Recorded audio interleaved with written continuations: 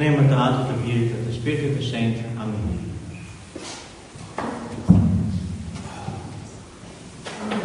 Të themi diçka mbi Ungjillin e sotëm.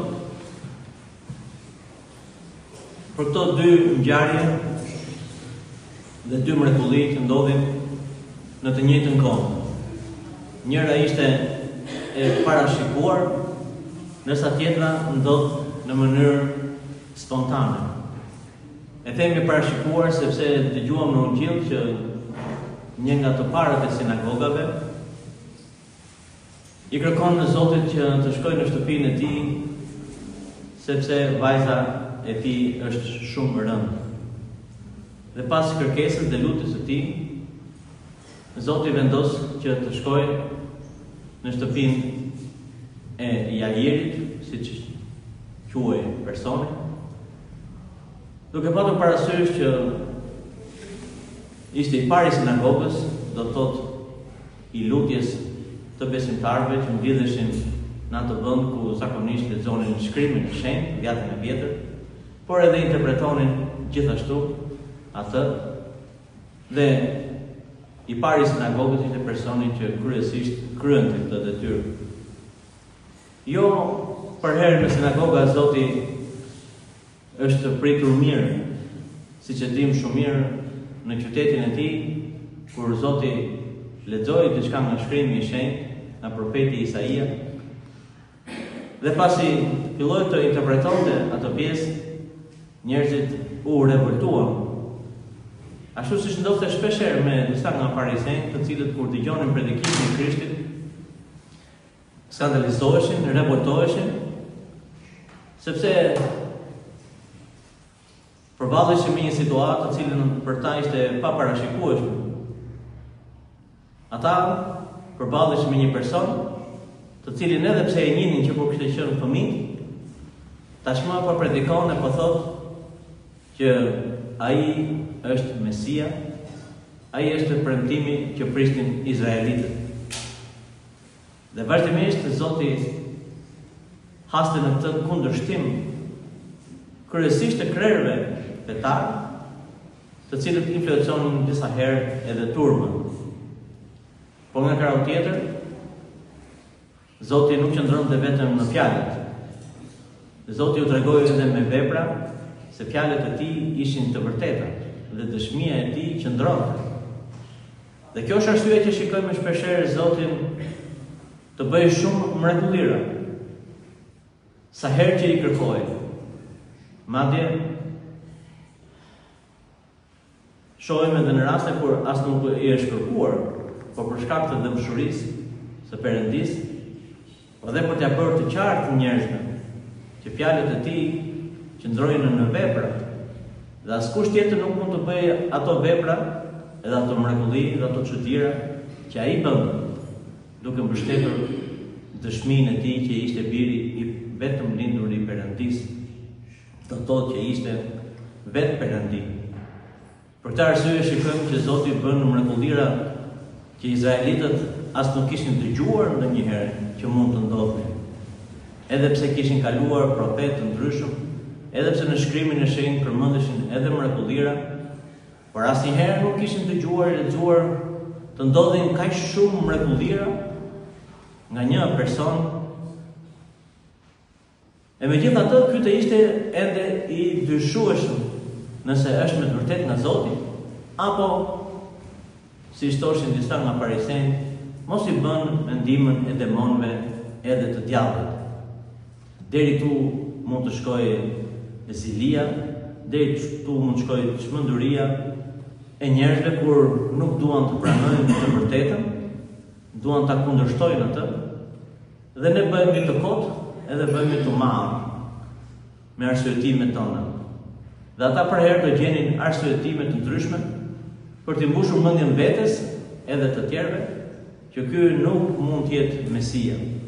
E megjithatë ne shohim që Zoti dëshmon nëpërmjet veprave të tij. Për këtë arsye shikojmë që Zoti në këtë ngjarje, duke shkuar për të shëruar vajzën e këtij të parit të sinagogës, Zoti shëron një grua që kishte vite të tëra që vuante nga gjakrrjedhja, kishte shkuar në mjek të ndryshëm, e megjithatë s'kishte mundur dot të gjente shërim.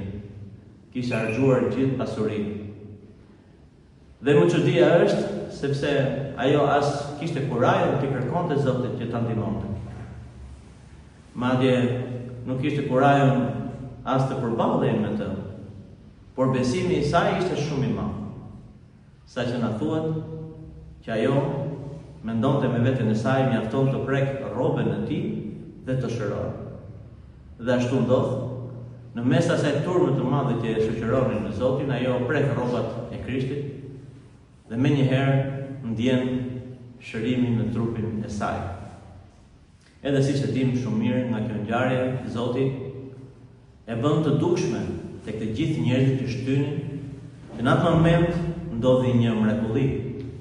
Dhe mrekullia ndodhi vetëm për hatër të besimit që pati kjo gruaja tek Perëndia. Dhe pikërisht tek Perëndia që po kalonte bashkë me ta në atë rrugë.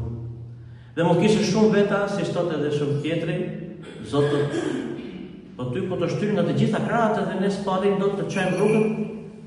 Edhe ti thua se kush më preku dikush. Edhe ndjeva, thot Zoti, fuqinë time që u largua nga trupi im. Që do të thot shumë veta mund të ishin aty për të parë Krishtin, për të parë mrekullirat edhe çudirat që bënte Krishti.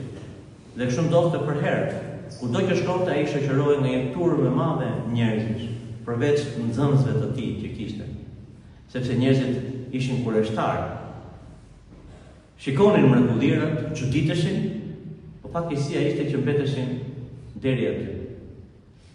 Ndërsa ata që ishin nxënësit e tij kuptonin që Zoti i bën këto mrekullira që neve të kuptojmë që Perëndia ka ardhur mes nesh, që Perëndia ka filluar të përmbushim atë shpëtim që ishte premtuar nga profetët. Dhe ne jemi dëshmitarë të këtyre ngjarjeve të mëdha që po ndodhin. As ata nuk e kuptonin plotësisht, por kuptonin që duhet të dëgjonin fjalën e Zotit, ta ndiqnin pas atë. Dhe jo vetëm që shërohet kjo grua, të gjithë njerëzit e mësojnë, por shohim që edhe vajza që tashmë ishte smur rënd, kishte vdekur. Edhe jati njoftohet edhe i thuhet që vajza jote vdiq. Madje as mos e lodh më mësuesin për vajzën, e cila deri në moment po derdhje në shtratin e sëmundjes. E megjithatë Zotin e shikojmë që shkon dhe për të vërtetuar fjalët e tij që fjala e tij është jetë, Zoti vetëm me një fjalë e ngjall vajzën, ja u kthen prindërve, e të gjithë njerëzit çuditeshin akoma dhe më tepër. Të gjitha këto mrekulli që neve i lexojmë nga shkrimi i shenjtë, nga ungjillit që na kanë dhënë apostujt, janë dëshmi të dëshmitarëve që kanë jetuar me Zotin, që kanë qenë pranë tij, kanë parë këtë ngjarje, edhe dëshmuan për fuqinë e Perëndisë. Të gjithë ne jemi dëshmitarë gjithashtu të këtyre dëshmive, që vetëm kanë ndodhur atëherë, por vazhdimisht ndodhin edhe sot e kësaj dite. Mrekulli të ndryshme ndodhin kudo. Disa ndoshta nuk shohin, disa ndoshta kanë dyshime, disa ndoshta dhe i mohojnë. Por kush kërkon me gjithë zemrën, ai do shikojë jo vetëm që ndodhin mrekullit, por do shikojë që ndodhin mrekullit në jetën e tij ose në jetën e saj. E gjitha ka të bëjë kush është motivimi ynë, nëse shkojmë për të besuar, apo shkojmë vetëm për të shuar kureshte, apo shkojmë vetëm për të përmbushur ato ide që ne kemi se çfarë kemi nevojë neve. Por nëse me të vërtet shkojmë tek Perëndia me përurësi, atëherë Zoti do ketë mundësi të ndikojë në jetën tonë, në mendjen tonë, në shpirtin tonë. Dhe aty ndodh ajo që flasim vazhdimisht, ajo lindja e brendshme, që Zoti i thotë edhe Nikodemit, që ne ripërtërihemi shpirtërisht, ne lindim në këtë jetë shpirtërore, ku veshët tanë, sytë tanë, mendja jonë, kupton fjalën e Zotit e beson atë, edhe pret me shpresë ardhjen e dytë të Perëndis. Ditën kur të gjithë do të dalin përpara Tij dhe lutem ata që me të vërtetë nuk e kanë humbur shpresën tek Zoti.